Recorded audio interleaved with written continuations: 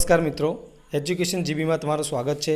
જો તમને મારો આજનો આ વિડીયો ગમે તો વિડીયોને લાઇક કરજો, શેર કરજો અને ચેનલને સબસ્ક્રાઈબ કરજો, જેથી આવનારા નવા વિડીયોનું નોટિફિકેશન તરત તમને મળતું રહે। તો ચાલો જોઈએ ધોરણ 5 સ્વાધ્યાય પોથી ભાગ 4 એમાં ગુજરાતી વિષયના એકમ નંબર 9 મારે પણ આવો ભાઈ હોય। તો પ્રશ્ન 1 છે કે નીચેના વાક્યો વાંચો, વાક્યમાં રહેલી ખોટી બાબત સુધારીને વાક્ય ફરીથી લખો। તો આપણે આ રીતે વાક્યો ફરીથી સુધારીને લખવાના છે। પ્રશ્ન 2 છે કે નીચે દર્શાવેલ હિન્દી સંવાદનું ગુજરાતીમાં ભાષાંતર કરો। તો અહીંયા જે હિન્દી સંવાદ આપેલો છે એનું આપણે ગુજરાતીમાં ભાષાંતર કરીને નીચે લખવાનું છે। પ્રશ્ન 3 છે કે નીચેના ફકરાનું વાંચન કરી તેના આધારે આપેલા પ્રશ્નોના જવાબ લખો। તો અહીંયા જે ફકરો આપ્યો છે એ ફકરાનું વાંચન કરવાનું છે અને તેના આધારે નીચે જે પ્રશ્નો આપ્યા છે એ પ્રશ્નોના જવાબ આપણે લખવાના છે।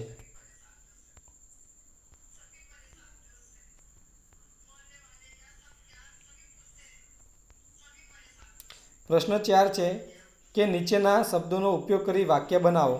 તો અહીંયા ઉદાહરણ આપેલું છે એ ઉદાહરણ પ્રમાણે તમારે જે નીચે શબ્દો આપ્યા છે એ શબ્દોનો ઉપયોગ કરીને વાક્ય બનાવવાનું છે। પછી પ્રશ્ન 5 આપ્યો છે કે નીચેના શબ્દોનો ઉપયોગ કરી અર્થપૂર્ણ ફકરો લખો। તો અહીંયા જે 6 શબ્દો આપેલા છે એ શબ્દોનો ઉપયોગ કરીને તમારે આ રીતે અર્થપૂર્ણ ફકરો લખવાનો છે। પ્રશ્ન 6 છે કે નીચેના ચિત્રનું તમારા શબ્દોમાં વર્ણન કરો। તો અહીંયા જે ચિત્ર આપ્યું છે એ ચિત્રનું તમારા શબ્દોમાં વર્ણન કરવાનું છે। તો આપણે આ રીતે એનું વર્ણન કરેલું છે।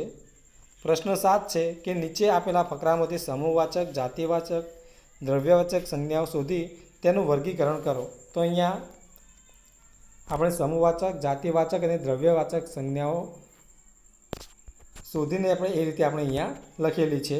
પછી પ્રશ્ન 8 છે કે નીચે આપેલ સંવાદમાં રેખાંકિત શબ્દની જગ્યાએ વાક્યને અનુરૂપ અન્ય શબ્દ મૂકી સંવાદ ફરીથી લખો। તો આપણે આ રીતે સંવાદ ફરીથી લખવાનો છે। પ્રશ્ન 9 છે કે નીચે આપેલ શબ્દોના સમાનાર્થી અને વિરુદ્ધાર્થી શબ્દો આપેલ શબ્દ ચોરસમાંથી શોધીને લખો।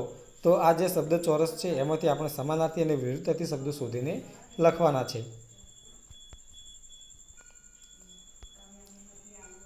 પછી પ્રશ્ન 10 છે કે નીચે આપેલ વાક્યના આધારે તમારા મનમાં શું વિચાર ઉદ્ભવે તે તમારા શબ્દોમાં લખો।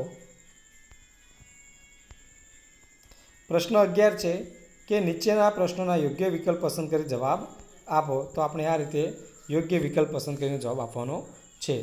જો મિત્રો તમને મારો આજનો આ વિડીયો ગમ્યો હોય તો વિડીયોને લાઇક કરજો, શેર કરજો અને ચેનલને સબસ્ક્રાઈબ કરજો, જેથી આવનારા નવા વિડીયોનું નોટિફિકેશન તરત જ તમને મળતું રહે।